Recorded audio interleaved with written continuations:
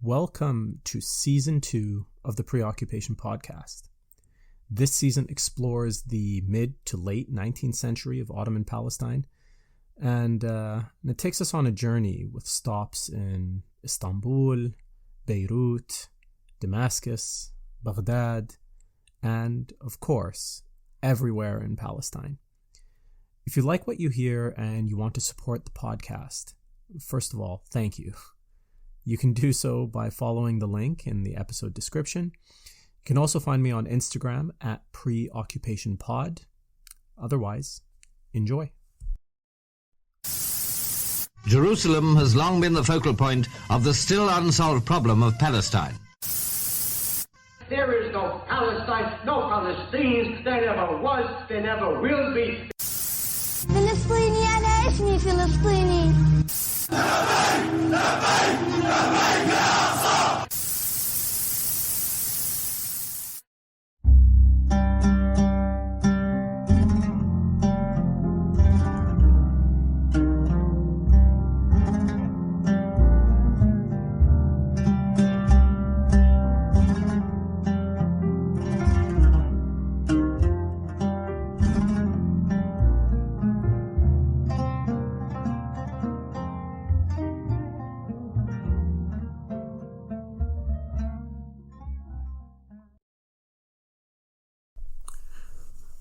Walk with me through the wreckage left by the violence of 1860 and try to appreciate the carnage for yourself. Look around and you'll see that what used to be bustling markets are now a mix of blood and ash. The debris makes it impossible to quickly dispose of all the bodies, so the stink of death has lingered long after the violence has subsided. The hot rage that swept through the Levant has cooled, but now the participants have to look each other in the eye, look at their own neighbors, and wonder, did he do this? Did he burn down my home? Did he murder my children? Did he destroy my shop? This scene was repeated in Beirut, Damascus, and other cities and towns. And while Palestine itself was not the site of any major disruptions and violence, you can bet that the tensions that emerged from that violence were felt on the streets and in the alleyways of Al-Quds, of Jaffa, and elsewhere. It's hard to imagine that from this chaos that anything sensible can emerge. But that is precisely what happened. And to tell you just how this happened, I'm going to take you on a tour of European colonialism's single most successful institution. The one institution, the one legacy of colonialism that has touched probably every single person listening to this podcast. And that is the modern school. In virtually every corner of the world, in every country on earth, what we recognize as schooling has all but annihilated indigenous forms of learning. In fact, we have come to consider schools to be synonymous with learning itself, to such an extent that we have a difficult time even imagining that there was a time when other modes of learning even existed. And when we do imagine those other modes of learning, we think of them as archaic, even primitive. In our world, schooling as an institution has bipartisan, cross-cultural, multiracial backing.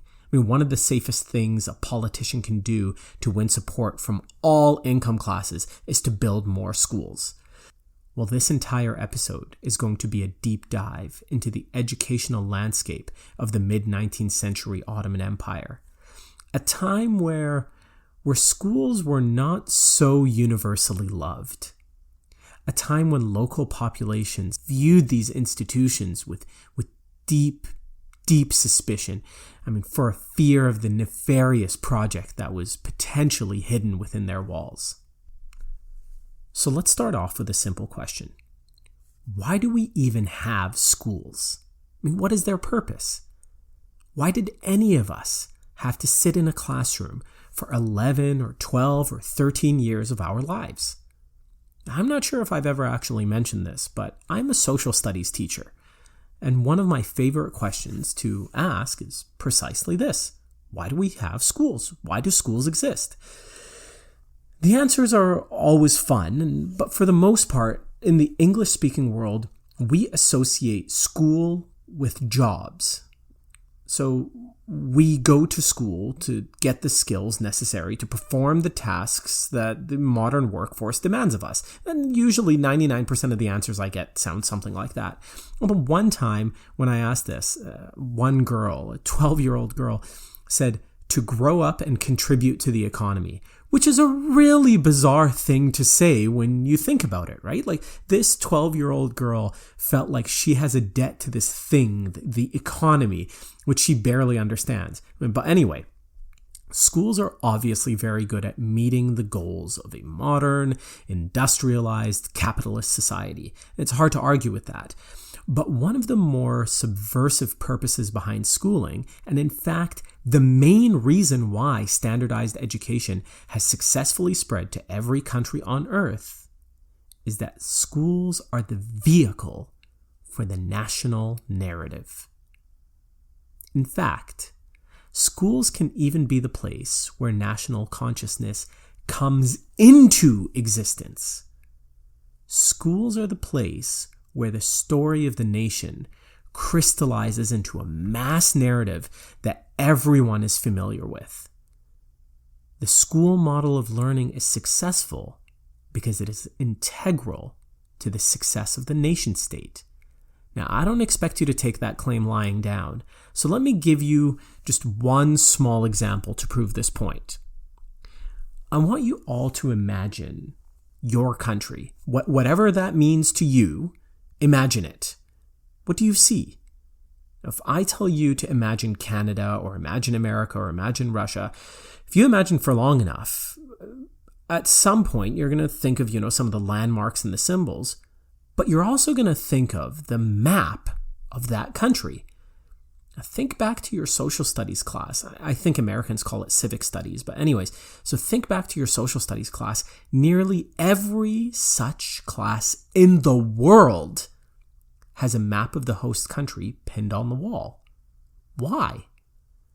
Well, the answer is that maps are a big part of what constitutes our national imagination.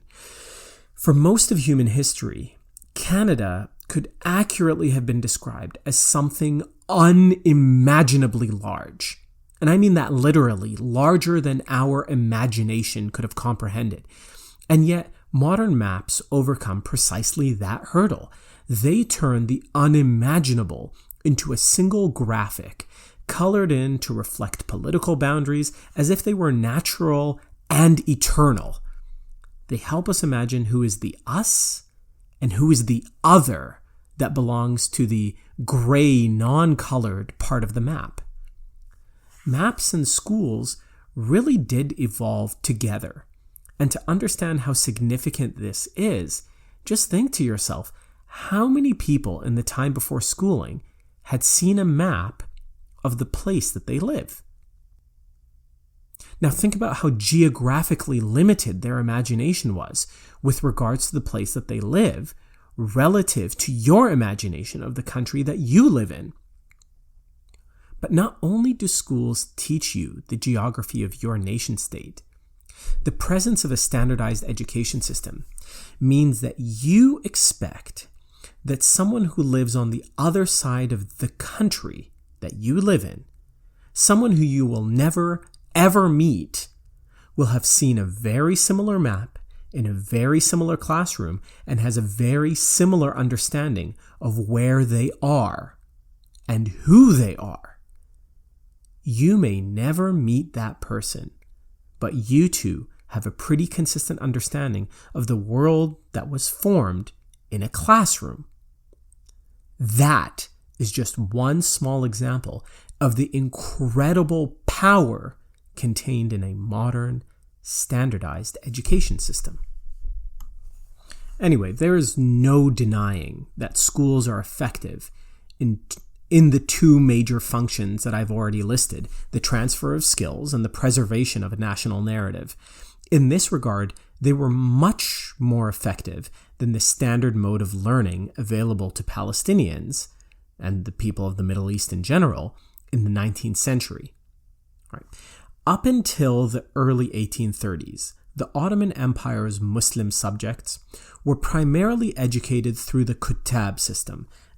The kutab was a tutor, and the studies usually took place in mosques or institutions known as madrasas, which also literally just means school in Arabic, but I will continue to use the term madrasa so as to distinguish between these institutions and the modern schools that came after. So the kutab would teach children how to read, write. They would teach them proper recitation of the Quran, as well as some basic arithmetic, logic, and rational proofs for the existence of God. Such an education system existed primarily to improve one's relationship with God. And in that, they did a good job. The kutab did not exist, however, to teach you how to become better at your job, unless your job was to become an Islamic scholar or a Sharia court official or something of that kind. Remember, the vast majority of Ottoman subjects, particularly in Palestine, were fallahin, or peasants. For the fallah, the kutab were spiritual mentors, but they did not provide you with skills to make you a better peasant. Those skills were learned on the job. And importantly for this episode, the kutab also did not teach you about your place in the world vis-a-vis the Sultan and the Ottoman administration, or the stories of the social, political, and economic community around you. While as the Ottoman Empire grew susceptible to foreign agents, the educational landscape began to rapidly change both in Palestine as well as in the neighboring lands. Now, to tell this part of the story, I'm going to revisit the evangelical American missionaries and their mission to civilize the Orient. As I mentioned last episode, the first batch of American missionaries began arriving in 1820, but by 1848, nearly 30 years after their arrival, the entire project could only boast a meager 75 converts to Protestant Christianity in all of Greater Syria. There were numerous obstacles to their evangelizing mission, one of which was the fact that they were foreigners. Even if the missionaries went through the trouble of learning the local language, they knew that hearing the gospel from their neighbors was bound to be more convincing than hearing it from American missionaries. And so these American missionaries began establishing schools with the dual purpose of converting the locals and also inspiring those locals to take on the evangelical mission themselves. By the mid-19th century, Greater Syria was home to 30 primary schools with nearly 900 students.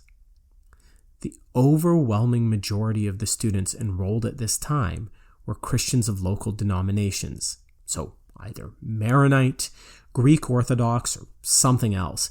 And as I said just a moment ago, the vast majority who were attending these schools did not convert to Protestant Christianity, but the schools offered these communities the opportunity to develop very important skills precisely at the moment when the Ottoman Empire was undergoing this massive political and social transformation from empire to nation-state. So the graduates of these schools may not have left these schools as Protestants, but they left with something resembling a modern education at a time where the vast majority of their neighbors were illiterate. They left with personal relationships and connections to the missionaries as well, the missionaries who still ran these schools. And here, the schools ran into their first major curricular problem.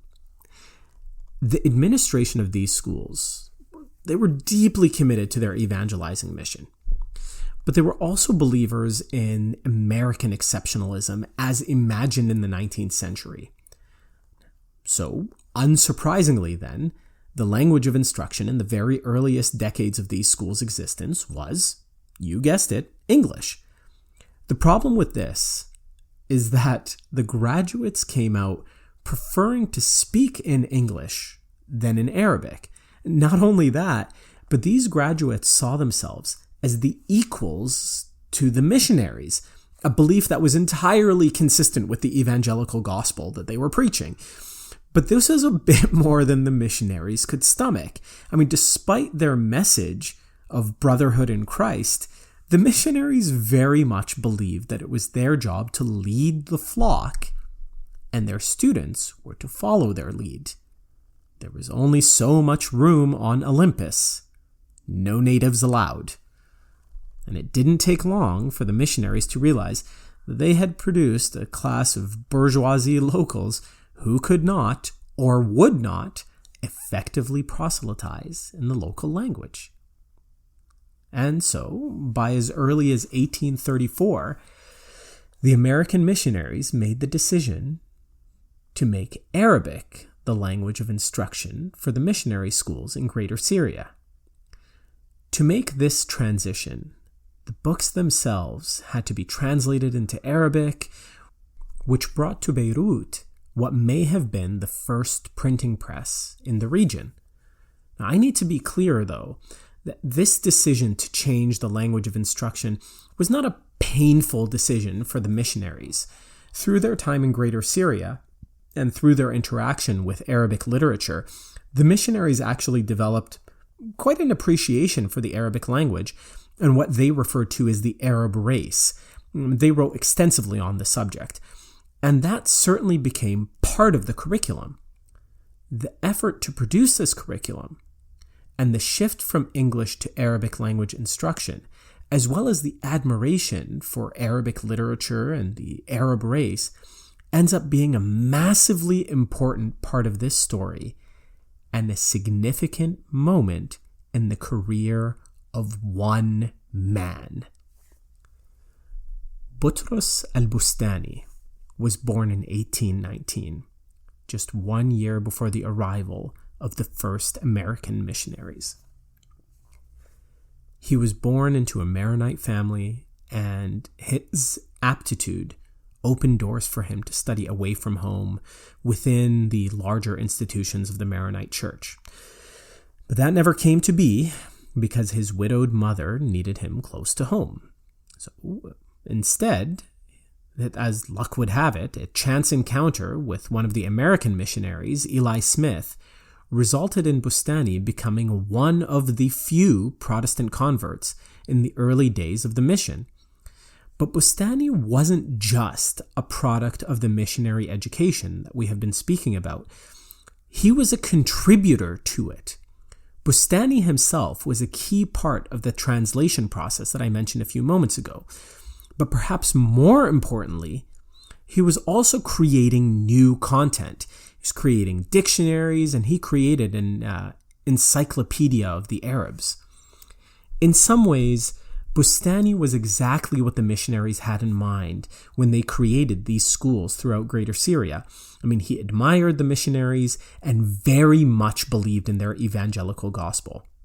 But Bustani was also a product of his surroundings, of the cross-sectarian, pluralistic Ottoman universe that surrounded him. And so the bloodletting of 1860 was particularly difficult for him. I mean, to some extent, Bustani perceived the violence of 1860 as the fanaticism of the uneducated, barbaric lower classes. You need to keep in mind, Bustani was, after all, a member of that relatively harmonious upper class in Mount Lebanon, within which members of the various faith communities had gotten along quite well. So it is not surprising that he arrived at that conclusion. So he saw in this an opportunity to make a call to the people of what we would call today his country. In the wake of 1860, Boutros al-Bustani published Nafir Suriya, or the Clarion of Syria. Contained within its pages was a call to coexistence and an end to fanaticism.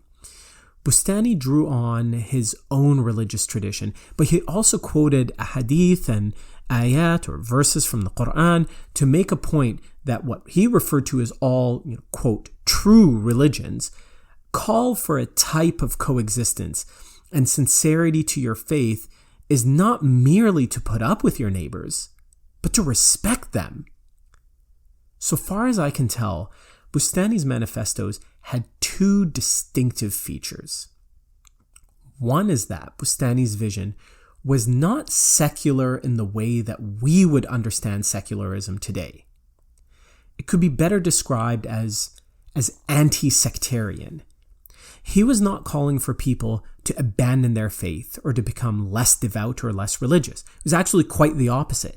He was calling on all believers to unlock the potential for fraternity that he believed could be found within all true faiths.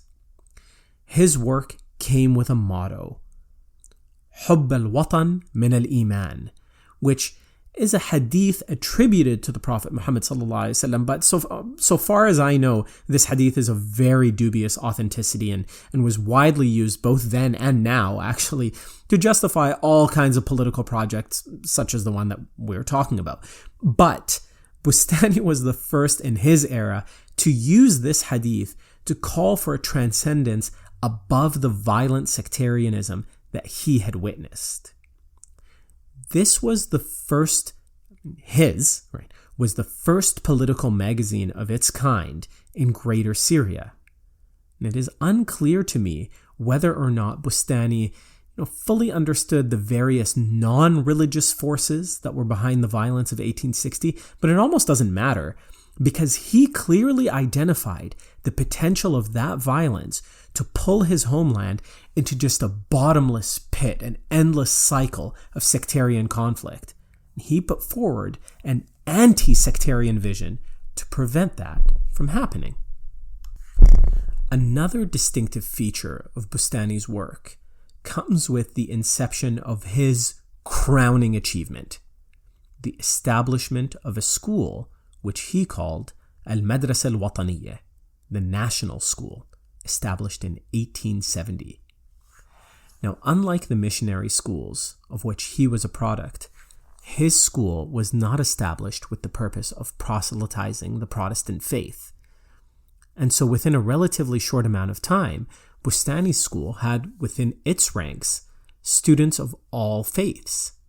For the first time, Christian and Muslim children in Mount Lebanon found themselves as part of the same educational experience, with instruction in the language of their homeland, an experience that gave them the potential to imagine each other as neighbors, as brothers, as Arabs. It is widely believed that Boutros al-Bustani's work, both in his writing as well as the establishment of the national school, created the first spark that allowed for the emergence of a new kind of Arab, a kind of proto-Arab nationalism. This was the first time ever that children of various faith communities sat together in a single classroom and were addressed in a single language. This, I believe, was the birth of the modern Arab nation. Now I want to shift our focus away from Mount Lebanon and back to Palestine, because the emergence of missionary schools is having an impact there as well. As I mentioned in the previous episodes, the Tanzimat reforms brought the Ottoman central authorities right to the doors of Palestinians. The once distant high port was now stretching its tentacles into the far reaches of the empire. The Tanzimat also brought with it a reduced role for the Sharia, and so, subsequently, a reduced role for those who administered the Sharia, This, in turn, created a major problem for the empire's educated notable families, especially those in Palestine. If you'll recall from the first season, many of those who were educated for the purpose of becoming Sharia court officials. And so initially, these notable families, who were now very much being cornered in this new society, they refused to enroll their children in the missionary schools because they did not trust the missionary schools. Which is completely understandable. These were proselytizing schools, after all. But the fact of the matter was that these schools were the only institutions that were successfully equipping children with the skills to take on the jobs of the expanding Ottoman bureaucracy. Slowly, the children of Palestine's notables began attending the missionary schools as well. And when they got there, they learned something fascinating. The missionaries who taught at these schools, the missionaries who wrote the books, who created these schools, these were people obsessed with Palestine. Not of the Palestine in front of them, but the Palestine of the Bible. If you recall, we also discussed this in season 1, the various archaeological and geographical societies that were rushing to Palestine in the 19th century, well, these were exactly the kinds of people that opened up missionary schools in Palestine. And they put an enormous amount of time and effort into the creation of maps and land surveys, many of which survive to this very day. Now, these so-called scientific maps were often just biblicized projections being placed atop of an Arab Islamic present. It was an attempt to fit the place names and events of the Bible onto Palestine's present. And the purpose of these maps was often just for the convenience of pilgrims and Christians around the world looking to walk in the footsteps of the Bible. But naturally, these maps also found their way into the classrooms of Palestine. And so Palestinian students who sat in these classes, they learned a lot about Palestine and the Palestine of Europe's imagination. And so they too developed a very real sense of their country. A sense that prior to this era and this particular historic moment just would have been very difficult to imagine. And so in the second half of the 19th century, Muslim, Christian, and some Jewish children of Palestine sat together and engaged in the incredibly powerful act of collective learning. And they did this for the first time. They walked to school together for the first time. They lined up, arrived, and were seated and dismissed together for the first time. They ate and played together for the first time. And they processed maps of Palestine, its mountain ranges, its rivers, its coast, together for the first time. And so in much the same way that Arab identity was born in these classrooms, a unique sense of Palestinian identity also emerged from this learning experience. In the finale of season 1, there was this deep dive into the revolt of 1834 against Muhammad Ali Pasha, and what we saw was a collective moment that involved nearly all of the Muslim Palestinians of the various socioeconomic classes. But now we have an institution that brought together Palestinians from across religious communities. Slowly, very slowly, we can begin to see the contours of a Palestinian national consciousness being born. Now, it's not like these missionaries intended this consequence. It's not like the Palestinians who were sending their kids to these schools knew that this was going to be even a possible outcome. Rather, I like to imagine that There was a classroom somewhere in Palestine where, I don't know, like a Jesuit priest or some American evangelical missionary was going through some biblicized map of Palestine, and suddenly one of the students kind of makes a connection and raises their hands and says, "So we're all Palestinians." To which, priest or pastor says, "Well, yeah, okay, I suppose." And another student says, "And so you are not a Palestinian." The classroom gets really tense. Now, I don't actually think this ever happened, but I like to imagine it anyway. It's fun. All right, well, now I feel like I need to put out a disclaimer here. I am not saying that the missionary schools invented Palestinian identity or Arab identity or the Palestinian national movement or anything like that. Palestinians already had a broad sense of Palestine's natural boundaries, but they may not have thought about them all that much. And more importantly than that, even if they knew them, they probably could not imagine them from a bird's eye view or draw the rough outlines the way that even a child can today. I mean, their sense of who they were and where they were, like the identity of nearly all people on Earth before the modern era, their identity or their thought of themselves was much more local. But for these kids attending missionary schools in the late 19th century, national consciousness was an accidental externality. It was a side effect of standardized education. When everyone is learning the same thing, or even similar things, with similar maps, in a similar space, at similar times, it is much easier to imagine yourself as part of a common whole, with a common understanding of the past and present, and with a common vision for the future. And these children were all coming to similar conclusions in a classroom that included Muslims, Christians, and Jews.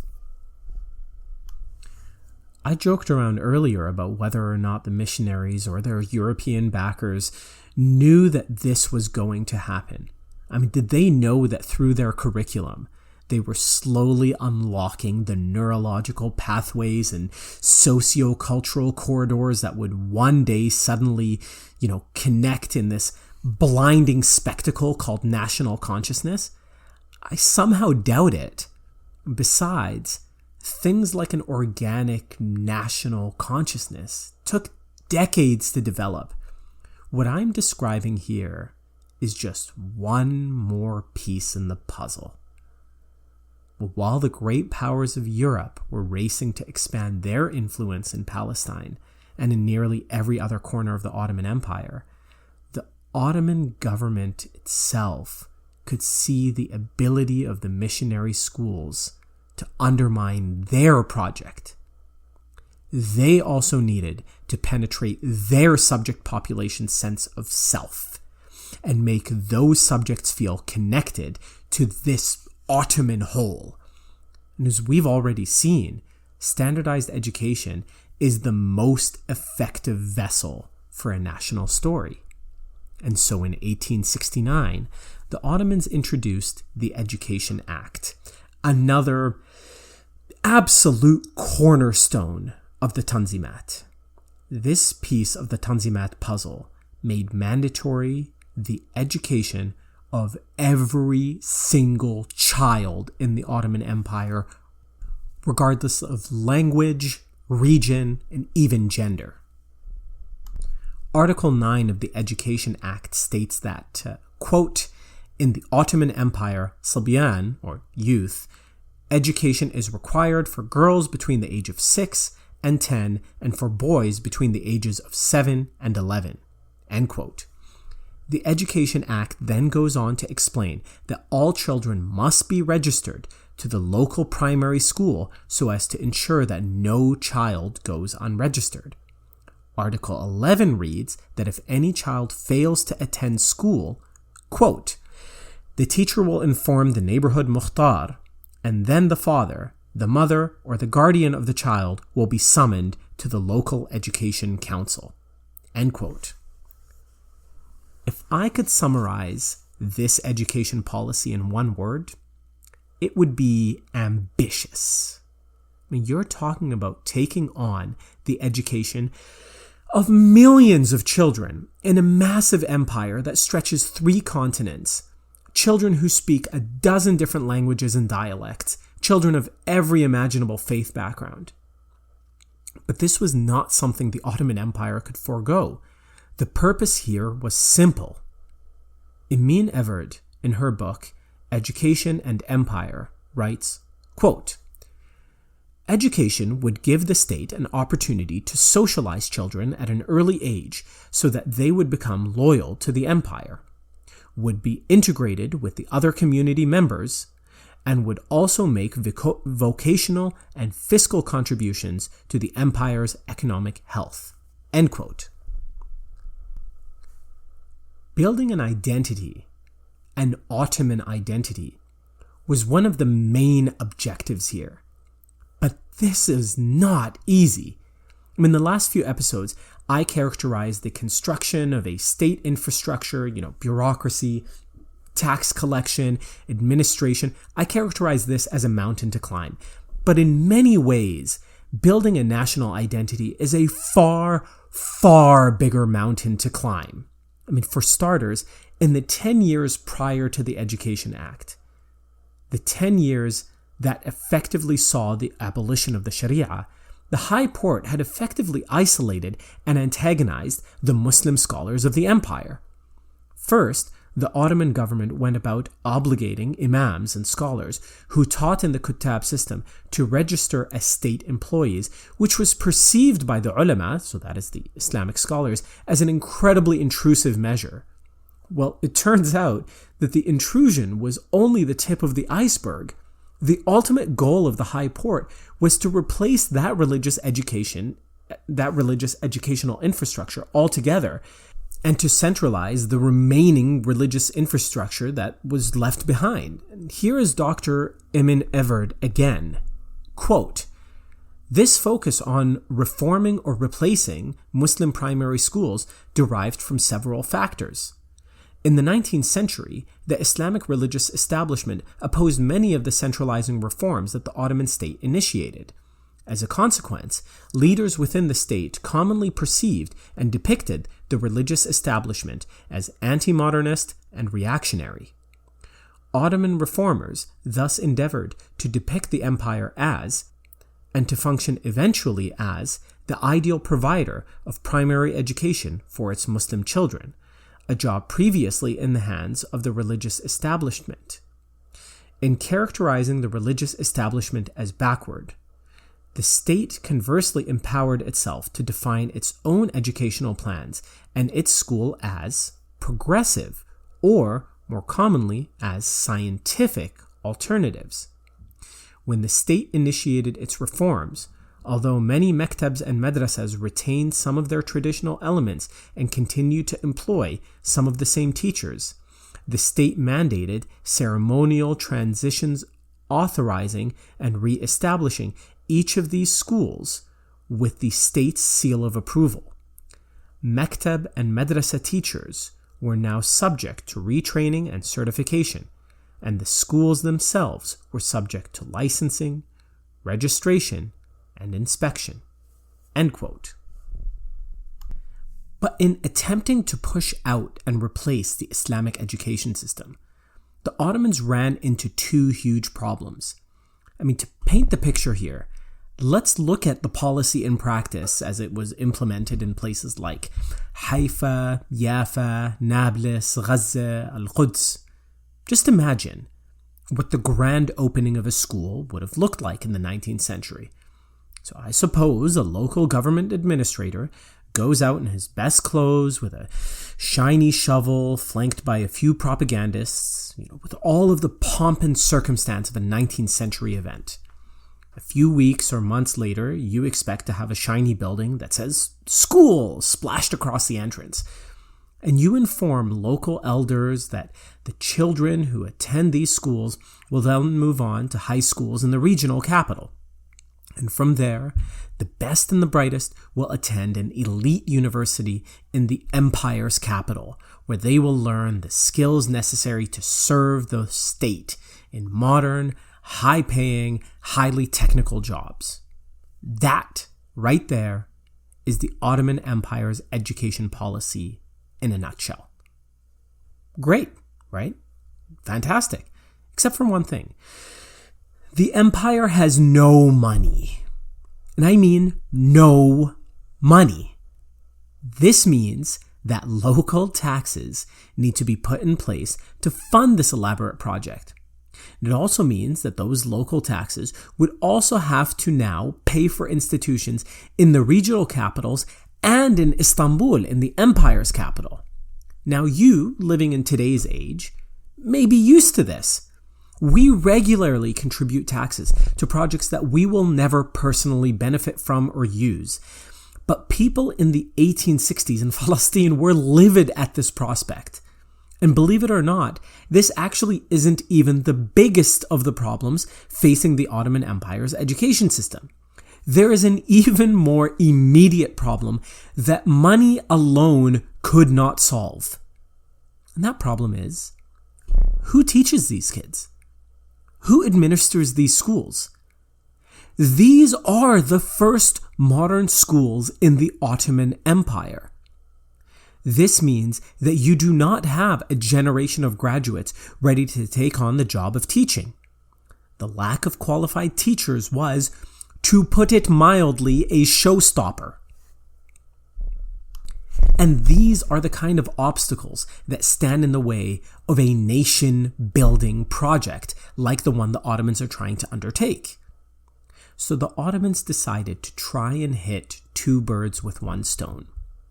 It turns out that their most literate, most qualified group was, thanks to their own policies, recently unemployed. I'm speaking, of course, about the Islamic scholars. And so in Muslim neighborhoods, the Ottoman Empire chose to employ imams, qadis, muftis, and kuttab as school teachers and administrators in a move that both appeased the scholars themselves but also quelled any concerns that the parents may have had about the schools being bastions of secularism or atheism or some foreign evil force. And you know what? It worked. In sharp contrast to the missionary schools, these state schools were successful in constructing an Ottoman identity. They gave students a sense of loyalty to the empire, to the Sultan, and to the Ottoman nation. And this was the beginning of a decades-long project of Ottomanism. In Turkish, it was called Osmanlik. In Arabic, Al-Uthmaniyya.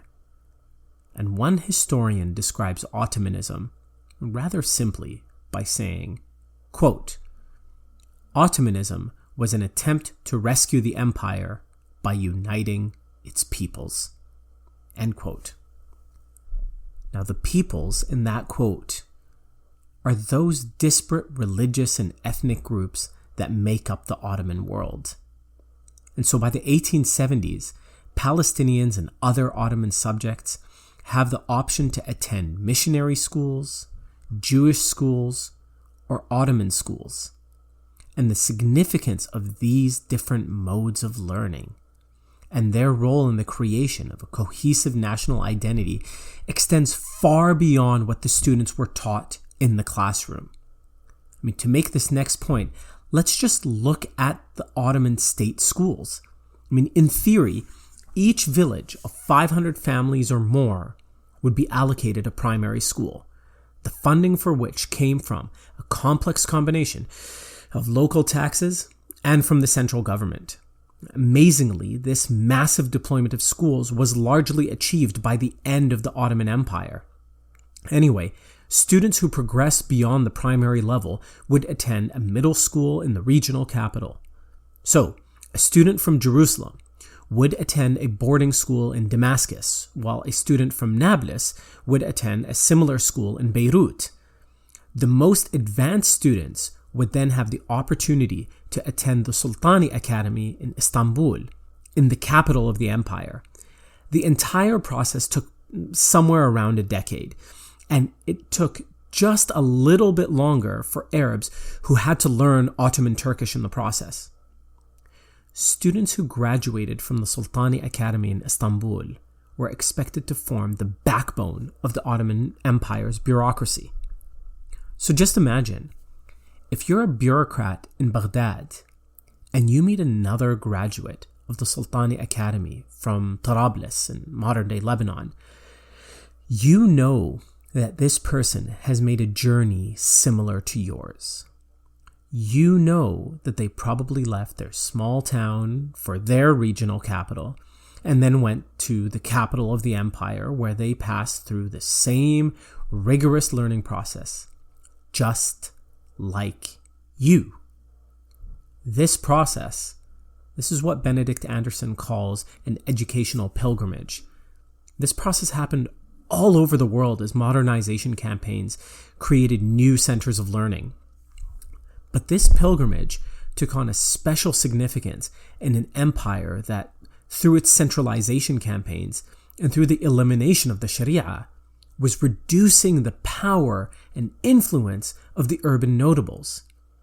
And so the creation of a new elite social class gave these urban notables, like the Khalidis, like the Husseinis, like the Tuqans, like the Abdul Hadis, a way to maintain their social standing, a way to thrive in the new world.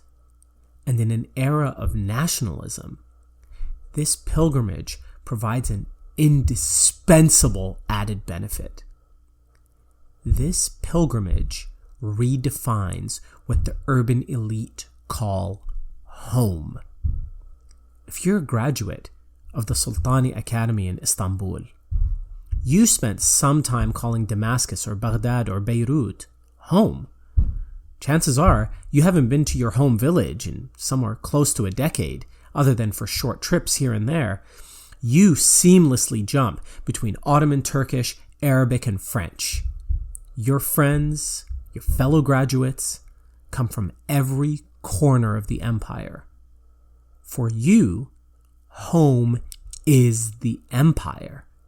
And that is exactly what the educational reformers were looking to accomplish. All right. In what turned out to be a pretty lengthy episode, I did my best to show you how the diverse educational landscape of the Palestine of the time and the surrounding areas gave rise to an Arab identity, a Palestinian identity, and an Ottoman identity. Keep all of that in mind as this series moves forward, because those competing projects will eventually collide. I have to close off on a very, very important note. And I've had this little tidbit in my pocket the whole time, and I've been waiting till the end of the episode to share this. So here goes. In this episode, I've spoken about missionary schools and Ottoman state schools. Well, something that you need to know about all of those schools is that they all charged tuition. This meant that students of more humble origins would need to find alternative access to education. The poor, once again, look like they are going to be left behind. And it is to Palestine's most vulnerable communities that we turn our attention to in the next episode.